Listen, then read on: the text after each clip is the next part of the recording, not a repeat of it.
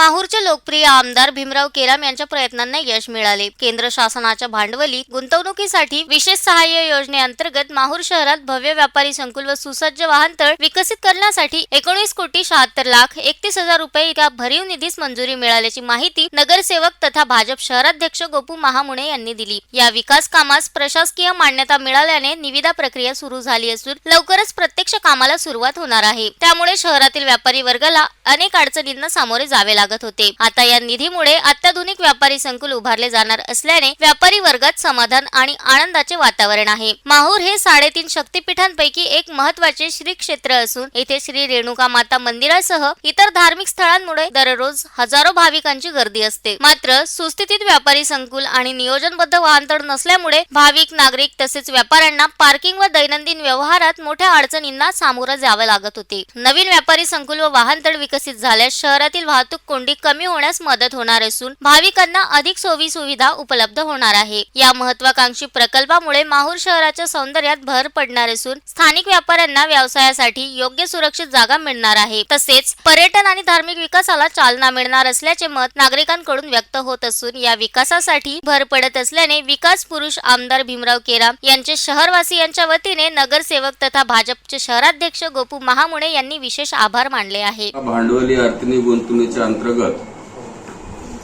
किनवट आणि माहूरच्या किनवट नगरपालिका आणि माहूर नगरपंचायतसाठी विकास कामाच्यासाठी निधी आम्हाला मंजूर करावे अशा पद्धतीचे प्रस्ताव आम्ही शासनाकडे सादर केले होते। त्या अंतर्गत किनवटमध्ये 4 प्रस्ताव वेगवेगळ्या रिझर्वेशन आरक्षित जागेमध्ये व्यापारी संकुल निर्माण करण्यासाठी। Shankar Bhalerao, the sting operation news, Mahur.